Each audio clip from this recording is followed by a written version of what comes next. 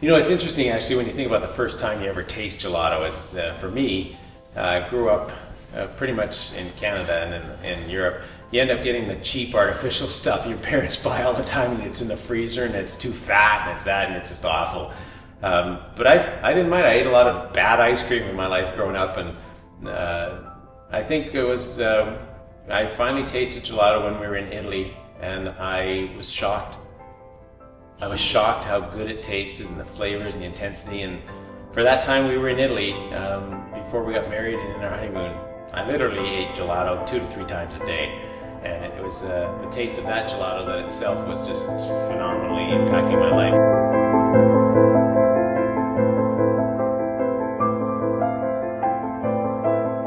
The significant difference between artisan and industrial gelato is that industrial gelato tends to use artificial flavors, base, and paste, and if the machinery and equipment, they can produce 1,000 liters in about 30 minutes.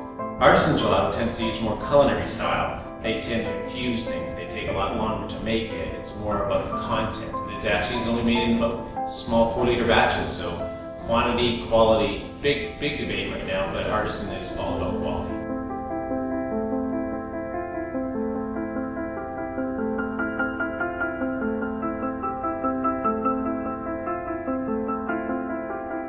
You know, in gelato, it's pretty easy to make it cheap. Lemon, for example. You can buy a can of lemon juice, or you can buy frozen lemons. Or if you're really good, you hand squeeze lemons, and you capture that juice at the essence. Perfect. You're not supposed to squeeze lemons until 30 minutes before you make the lemon sorbetto. Why would you buy an industrial lemon juice that's processed somewhere around the world and sat on a ship that everybody used? That's not about your brand. Your brand is about being the best. So we hand squeeze our lemons. We cut our pistachios from scratch. We use our vanilla beans, everything.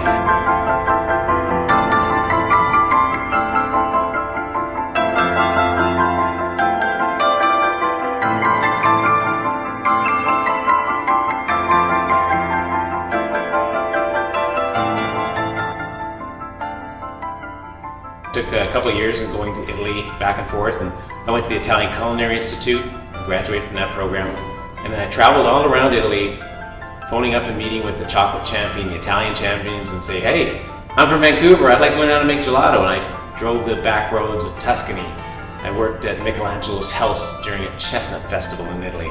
And then I finally went to Gelato University, the largest university in the world, focusing on gelato. You know, you take a look at the pozzetti.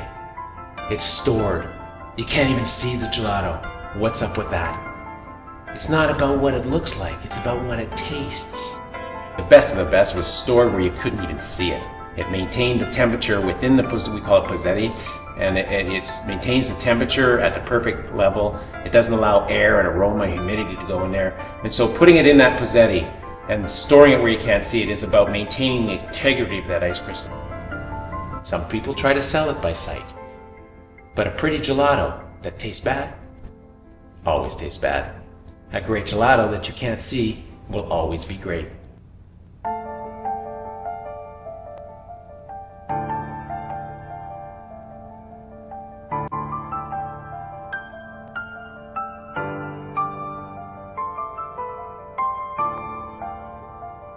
The funny part about it is there's a phrase that's been coined on Twitter for us, and it's called, when the women come in and they have the gelato, they have a gelato-gasm. I know. Only in a gelateria can a woman have a gelato-gasm by tasting a chocolate and going ooh and ahs. It's quite good, actually. We enjoy that part of our business.